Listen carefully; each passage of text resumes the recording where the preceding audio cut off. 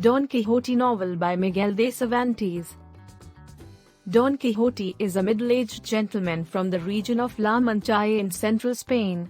Obsessed with the chivalrous ideals touted in books he has read, he decides to take up his lance and sword to defend the helpless and destroy the wicked. After a first failed adventure, he sets out on a second one with a somewhat befuddled laborer named Sancho Panza, whom he has persuaded to accompany him as his faithful squire. In return for Sancho's services, Don Quixote promises to make Sancho the wealthy governor of an isle. On his horse, Rocinante, a barn nag well past his prime, Don Quixote rides the roads of Spain in search of glory and grand adventure. He gives up food, shelter, and comfort, all in the name of a peasant woman, Dulcinea del Toboso, whom he envisions as a princess. On his second expedition, Don Quixote becomes more of a bandit than a savior, stealing from and hurting baffled and justifiably angry citizens while acting out against what he perceives as threats to his knighthood or to the world. Don Quixote abandons the boy, leaving him in the hands of an evil farmer simply because the farmer swears an oath that he will not harm the boy. He steals a barber's basin that he believes to be the mythic Mombrino's helmet, and he becomes convinced of the healing powers of the balsam of Firebras, an elixir that makes him so ill that, by comparison, he later feels healed. Sancho stands by Don Quixote, often bearing the brunt of the punishments that arise from Don Quixote's behavior.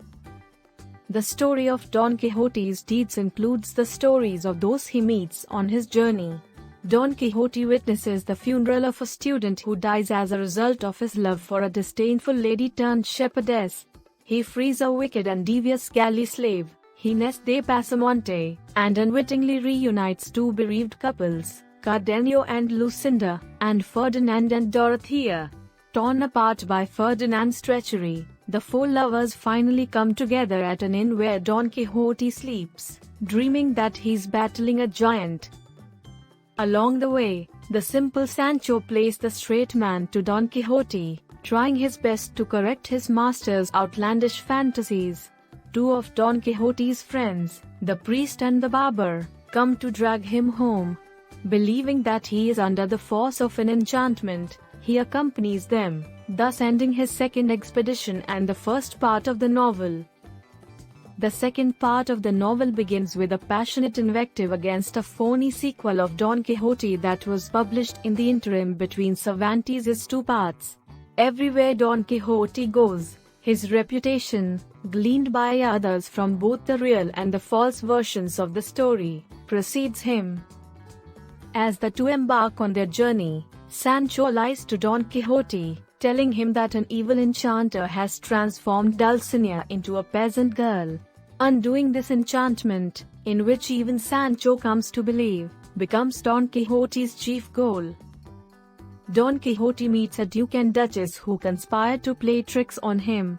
They make a servant dress up as Merlin, for example, and tell Don Quixote that Dulcinea's enchantment, which they know to be a hoax, can be undone only if Sancho whips himself 3,300 times on his naked backside. Under the watch of the Duke and Duchess, Don Quixote and Sancho undertake several adventures. They set out on a flying wooden horse, hoping to slay a giant who has turned a princess and her lover into metal figurines and bearded the princess's female servants. During his stay with the Duke, Sancho becomes governor of a fictitious isle. He rules for 10 days until he is wounded in an onslaught the Duke and Duchess sponsor for their entertainment. Sancho reasons that it is better to be a happy laborer than a miserable governor. A young maid at the Duchess's home falls in love with Don Quixote, but he remains a staunch worshipper of Dulcinea. Their never consummated affair amuses the court to no end. Finally, Don Quixote sets out again on his journey, but his demise comes quickly. Shortly after his arrival in Barcelona, the Knight of the White Moon, actually an old friend in disguise, vanquishes him.